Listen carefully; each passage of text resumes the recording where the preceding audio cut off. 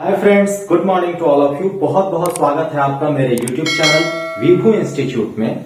English literature के poetry series में आज हम लोग पढ़ेंगे द स्लीपिंग क्वार्टर पोएम को, जिसके राइटर है लक्ष्मी प्रसाद देवकोटा जी। लक्ष्मी प्रसाद देवकोटा जी को नेपाली साहित्य का कालिदास भी माना जाता है। दोस्तों, वैसे तो यह वीडियो क्लास 10th के लिए है, लेकिन मेरी कोशिश हमेशा यही रहती है कि जहां तक संभव हो सके मैं आपको पोएट से संबंधित सारी जानकारियां देता चलूं, जो क्लास 10th के साथ ही साथ क्लास 11th, 12th इंग्लिश या हिंदी साहित्य से आप अगर ग्रेजुएशन या पोस्ट ग्रेजुएशन कर रहे हैं तो उनके लिए तो सहायक होंगी ही, साथ ही साथ अगर कॉम्पिटिटिव एग्जाम्स के दृष्टिकोण से देखा जाए तो उनके लिए भी काफी बेनिफिशियल हो सकती हैं। आज के पोएम को हम लोग दो पार्ट्स में पढ़ेंगे। पहला पार्ट होगा हम लोगों का इंट्रोडक्शन ऑफ पोएट, यानी कि लेखक का जीवन परिचय, और दूसरा पार्ट होगा line by line explanation with summary. और उससे पहले हम लोग पोएम के अंदर जो भी डिफिकल्ट वर्ड्स हैं उनके मीनिंग्स को भी देख लेंगे। दोस्तों, मेरा पूर्ण प्रयास यह होगा कि पोएट के शब्दों को, पोएम के सेंट्रल थीम को, यानी कि उसके भाव को, उसके मर्म को आप तक पहुंचा पाऊं। इसलिए आप बिल्कुल ध्यान से मुझे सुनते रहें और साहित्य का रसपान करते रहें। तो चलिए दोस्तों, बिना समय गंवाए हुए अब इंट्रोडक्शन ऑफ पोएट के साथ इस पोएम की शुरुआत करते हैं। The sleeping quarter poem is written by Laxmi Prasad Devkota. Laxmi Prasad Devkota ji का जन्म 12 नवंबर 1909 को धोबीधरा, काठमांडू, नेपाल में हुआ था। इनके पिता श्री तिल माधव देवकोटा संस्कृत के प्रकांड विद्वान थे और इनकी माता का नाम अमर राज्य लक्ष्मी देवी था। इनकी फॉर्मल एजुकेशन दरबारी हाई स्कूल से हुई, जहां उन्होंने संस्कृत और इंग्लिश दोनों विषयों का अध्ययन किया। After finishing his matriculation exams from Patna at the age of 17, he pursued Bachelor of Arts in 1929 and Bachelor of Laws from Patna University. Patna university के श्री चंद्रा कॉलेज से उन्होंने LLB किया। वह अपना मास्टर्स भी करना चाहते थे, पर उस समय उनकी परिवार की आर्थिक स्थिति जो थी वो बहुत ही अच्छी नहीं थी, इसलिए उन्होंने अपना मास्टर्स यानी कि आगे की पढ़ाई को जारी नहीं रख पाए। LLB से ग्रेजुएट होने के बाद उन्होंने नेपाल भाषानुवाद परिषद में जॉब किया, जहां इनकी मुलाकात उस समय के मशहूर रचनाकार श्री बालकृष्ण समाजी से हुई। अपनी यूनिवर्सिटी के प्रोफेसर से प्रभावित होकर इन्होंने लिखना शुरू किया। He was the first writer born in Nepal to begin writing in Nepali literature. Nepali साहित्य में लिखने वाले वह नेपाल के प्रथम कवि थे। संस्कृत साहित्य की प्रधानता होने के बावजूद उन्होंने नेपाली भाषा के एक अंग नेवार भाषा का प्रयोग किया, जो काफी सफल रही और उससे इन्हें काफी प्रसिद्धि मिली। His first work in Newar language is Muna Madan. उनकी पहली नेवारी भाषा में मूना मदन रचना है, जो कि 1930 में पब्लिश हुई। यह इतनी फेमस हुई कि इन 2003 इस पे एक फिल्म भी बनी। It was the best foreign language film at 76th Academy Awards, और इनकी फिल्म मूना मदन बहुत सारी अवार्ड्स भी जीती। आज भी नेपाल के लोक गीतों में इसे गाया जाता है, जैसे होली में हम लोगों के यहाँ वीर कुंवर सिंह जी के बारे में गाते हैं। आप लोग होली सुने होंगे। बंगला में उड़ेला गुलाल, वीर कुंवर सिंह तेजवा बहादुर। मूना मदन की एक पति पत्नी की कहानी है, जिसमें पति पत्नी को छोड़कर नई नई शादी हुई रहती है और पत्नी को छोड़कर पति घर परिवार चलाने के लिए वो विदेश यात्रा करने जाता है कमाने के चक्कर में। जिसमें यात्रा के दौरान क्या स्ट्रगल था, उनके बीच का सेपरेशन, उनके बीच का दर्द और फिर डेथ, इसके बारे में वर्णन है। अगर आपको मौका मिले तो पढ़िएगा, बहुत ही अच्छी कहानी है। इस विदेश यात्रा के दौरान मुश्किल, पत्नी का वियोग, जुदाई की विरह वेदना, फिर तड़प तड़प कर मृत्यु को प्राप्त हो जाना, अजीब मन स्पर्शी, दिल को झकझोर देने वाली कहानी है। इनका मानना था कि नेपाली भाषा में इन्होंने बोला है, मानिस ठूलो दिलले हुंच जातले हुंदैन। कहने का मतलब यह है कि मनुष्य का बड़प्पन और उसकी महानता उसके गुण, व्यवहार और दिल से होती है, ना कि जात पात से। 1939 में इन्होंने एक और पोएम लिखी पागल, जो कि one of the best Nepali language में से है। In 1948, he presided over the first National Poetry Festival of Nepal, जिसे नेपाली साहित्य परिषद द्वारा ऑर्गेनाइज किया गया था। उस समय नेपाल में राणा वंश था, जो नेवारी ट्रेडिशन पर बैन लगा चुका था, और देवकोटा जी नेवारी भाषा में ही लिखते थे, तो इनको नेवारी भाषा का प्रयोग करने के लिए एक्साइल दे दिया गया, यानी कि निर्वासन दे दिया गया, देश से निकाल दिया गया, और इनकी जितनी भी नेपाल में संपत्ति थी सबको कन्फिस्केट कर लिया गया, जब्त कर लिया गया। तो जब्त करने के बाद ये बनारस आ गए, और यहाँ उन्होंने युगवाणी नामक एक न्यूज़पेपर में एडिटर, संपादक का कार्य किया। जब नेपाल में 1951 में डेमोक्रेसी आई, तो राजा त्रिभुवन जी ने इन्हें नेपाल सलाहकार समिति का मेंबर बना दिया। 1957 में उनको एजुकेशन मिनिस्टर भी बनाया गया था। कहने का मतलब ये है कि नेपाली साहित्य को इन्होंने इतना ज्यादा अपनी काव्य से, अपनी प्रस्तुति से, अपनी लेखनी से, अपनी शैली से इतना ज्यादा धनी बना दिया कि इनको नेपाली साहित्य का कालिदास भी कहा जाता है। और इनके रचना की वजह से, इनकी इतनी साहित्य में रुचि की वजह से इन्हें 1957 में एजुकेशन मिनिस्टर भी बना दिया गया था। 14 सितंबर 1959 यानी कि 14 सितंबर 1959 को आर्यघाट बागमती नदी के तट पर स्थित पशुपतिनाथ मंदिर काठमांडू में 50 वर्ष की आयु में इनका निधन हो गया। काठमांडू क्लास 9th में आप लोग पढ़े होंगे। नेपाली साहित्य के बहुत ही प्रतिभाशाली, बहुत ही संपन्न लेखकों में से एक हैं, जिनकी बहुत सारी रचनाएं हैं। कुछ मास्टरपीस रचना हमारे पास है, जैसे इन्होंने एपिक लिखा, पोएट्री लिखा, शॉर्ट एपिक्स, कहानियां लिखी। उनमें से जो मास्टरपीस है उनको देख लेते हैं। शकुंतला, नेपाली भाषा में इसे शकुंतल कहा गया है। सुलोचना, नेपाली भाषा में सुलोचन है। वन कुसुम, महाराणा प्रताप, पृथ्वीराज चौहान और प्रीमिथस, ये जितने भी एपिक हैं इनका पब्लिशिंग ईयर क्या है? 1945 है। अब हम अगर काव्य संग्रह की बात करें, पोएट्री की बात करें, तो इनकी पोएट्री है लाइक स्ट्रेंथ, जिसे नेपाली भाषा में बल जस्तो कहा जाता है। द बेगर पोएट्री कलेक्शन, भिखारी काव्य संग्रह। गाइनेज सॉन्ग, गाइनेज की गीत। बटरफ्लाई, बटरफ्लाई मतलब तितली होता है, लेकिन नेपाली भाषा में इसे पुतली कहते हैं। गोल्डन मॉर्निंग, सुनको बिहान। और जैसा मैंने पहले बताया 1939 में इनकी एक पोयम आई थी पागल, जो कि one of the best poems में से एक है। अगर हम शॉर्ट एपिक की बात करें तो शॉर्ट एपिक में है फार्मर, कृषि गीत। मुना मदन 1930, जिसके बारे में आपको बताया गया कि 1930 में मुना मदन नाम की इन्होंने एक रचना की, जिनपे 2003 में फिल्म भी बना। रावण जटायु युद्ध, फिर है कुंजनी, लूनी, राजकुमार प्रभाकर, सीताहरण और चंपा। अब पोएम शुरू करने से पहले हम लोग इसके अंदर का जितना भी डिफिकल्ट वर्ड है उनके मीनिंग्स को देख लेते हैं। परस्यू, परस्यू का मतलब होता है टू गेट समथिंग, किसी भी चीज को पाना या किसी भी चीज के पीछे पड़ना। जनरली एजुकेशन पर्पस के लिए हम लोग परस्यू का यूज करते हैं। I am pursuing my PhD, मतलब मैं अभी पीएचडी कर रहा हूं। रिनाउंड, रिनाउंड का मतलब होता है फेमस, पॉपुलर, प्रसिद्ध। एक्साइड, एक्साइड का मतलब होता है निर्वासन। निर्वासन कहने का मतलब है कि राजनीतिक कारणों से किसी व्यक्ति को जब देश से निकाल दिया जाता है तो उसे एक्साइल कहा जाता है। आपको इंट्रो में बताया गया कि नेवारी भाषा में ये साहित्य लिखते थे, और उस समय के जो राजा थे, राणा वंश के शासक, उन्होंने क्या किया? नेवारी ट्रेडिशन पे बैन लगा दिया था, और बैन लगने की वजह से इनको एक्साइल कर दिया गया, निर्वासन कर दिया गया। और उसके बाद ये कहा? बनारस आ गए, और बनारस आने के बाद युगवाणी नामक पत्रिका में, न्यूज़पेपर में इन्होंने एडिटर का काम किया।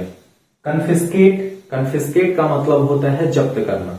जब सरकार के द्वारा कुर्की की जाती है तो उसको हम क्या कहते हैं? कन्फिस्केट कहते हैं। स्पाइन, स्पाइन का मतलब होता है बैकबोन, रीढ़ की हड्डी। जैसे ये है ना हम लोग का, ये है स्पाइन। फ्रेल, फ्रेल का मतलब होता है वीक, कमजोर, फ्रैगाइल या फ्रेजाइल भी बोलते हैं उसे। स्टेन, स्टेन का मतलब होता है धब्बा, दाग, मार्क जिसे कहते हैं। एबोड, एबोड का मतलब होता है आवास, घर, जहां पे लोग रहते हैं। रेन, रेन का मतलब होता है शासन करना, to rule. Next is conqueror, conqueror का मतलब होता है विजेता। जब आप किसी पे आक्रमण करेंगे और युद्ध जीत जाएंगे तो उसे हम क्या कहेंगे, विजेता कहेंगे, विक्ट्रियस, कॉन्करर।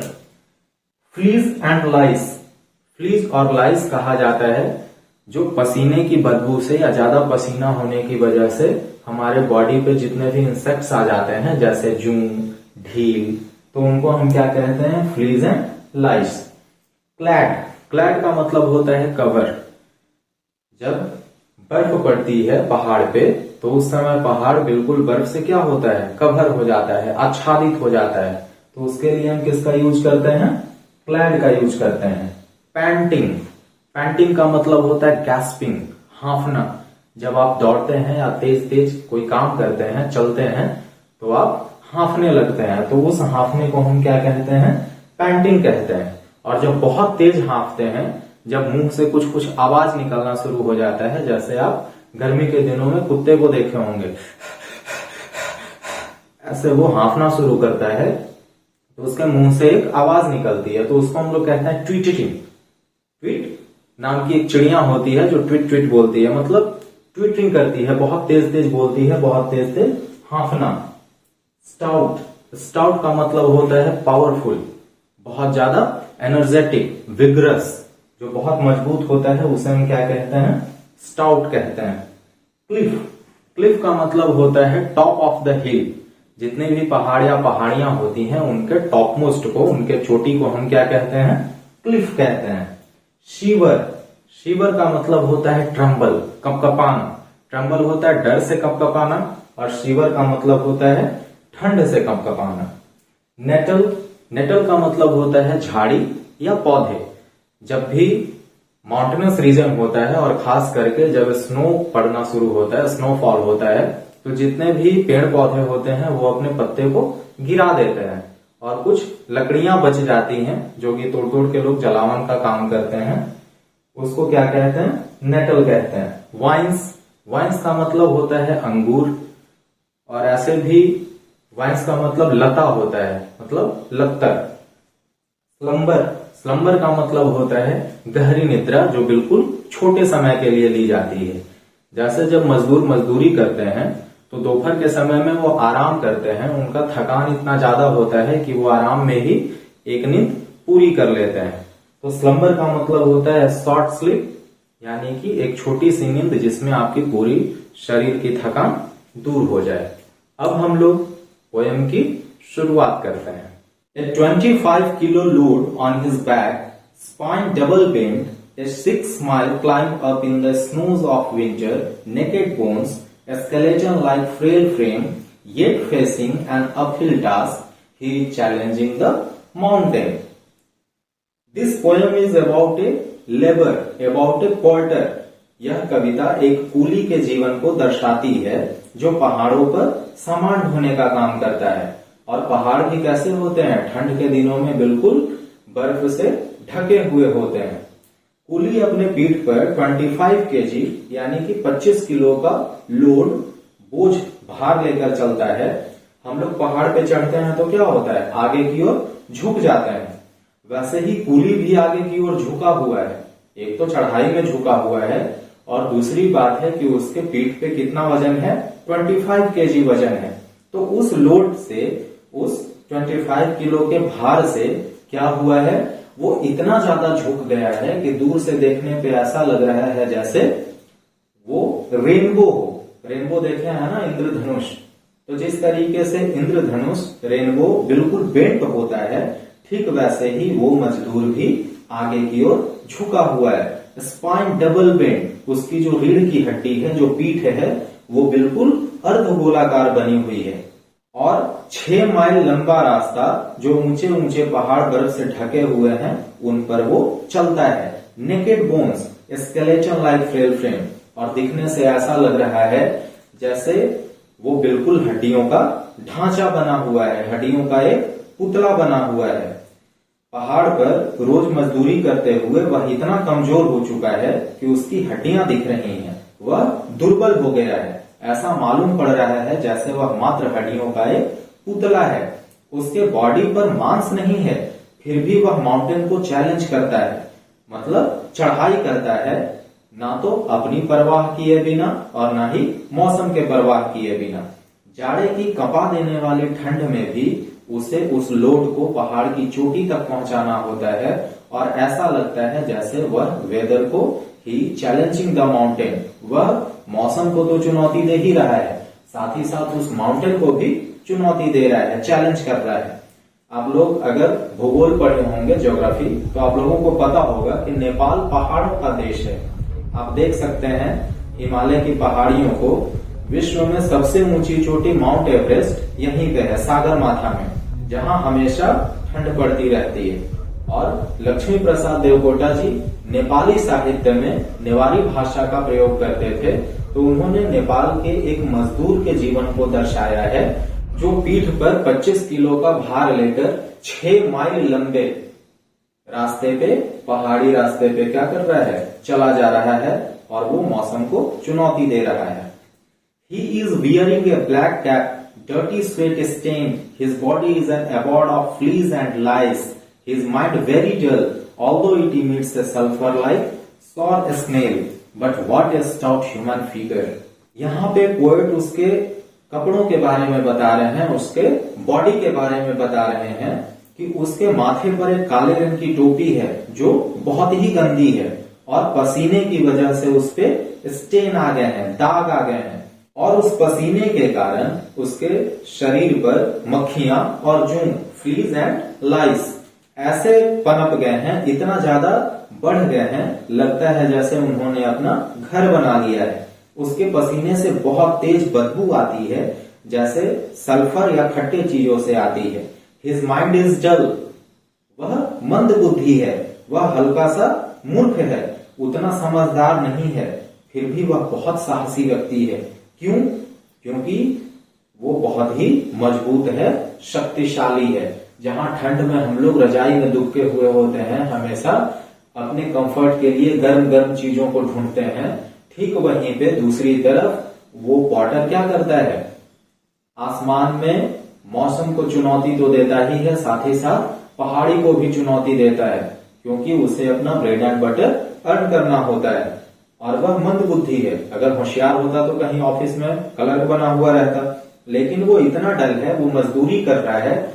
लेकिन मंद बुद्धि के आगे भी लेखक बताते हैं कि वह मंद बुद्धि तो है, लेकिन इतना ज्यादा पावरफुल है, इतना एनर्जेटिक है कि दिखने में वो बिल्कुल हड्डियों का ढांचा लग रहा है, लेकिन उसके अंदर की जो जीतने की क्षमता है, जो दृढ़ विश्वास है, वो क्या कर रहा है, उसे बहुत ज्यादा विक्ट्रियस बना रहा है, शक्तिशाली बना रहा है। आप लोग दशरथ मांझी का नाम सुने होंगे। दशरथ मांझी को जानते हैं आप लोग? उन्हें माउंटेन मैन भी कहा जाता है, फिल्म भी बनी है उन पर। अकेले इतना बड़ा पहाड़ खुद से काट दिए थे। फिल्म देखिएगा, यह पोयम आपको और भी अच्छे तरीके से समझ में आएगी। फिल्म का एक बहुत फेमस डायलॉग भी है, ले फिर आ गए सब राज्य खुशे। हाँ, तेरे को क्या लगता था कि नहीं लौटेंगे? गलत।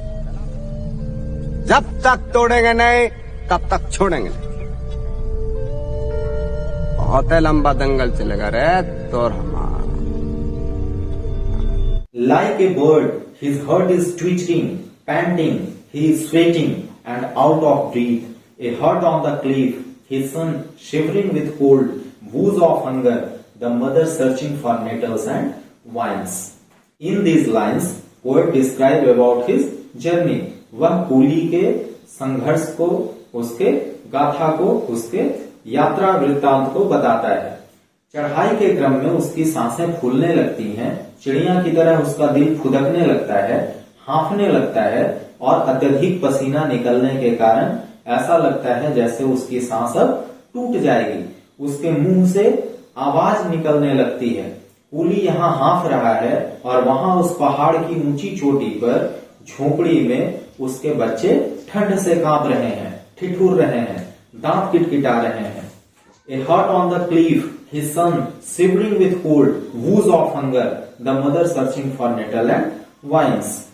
यहाँ पे वो चढ़ाई कर रहा है सामान पहुंचाने के लिए, ताकि वो सामान पहुंचा दे तो उसे कुछ पैसे मिले जिससे वो कुछ अपना पेट पाल सके। तो वो उधर में सामान पहुंचा रहा है और इधर झोपड़ी में उसके बच्चे भूख से बिलबिला रहे हैं।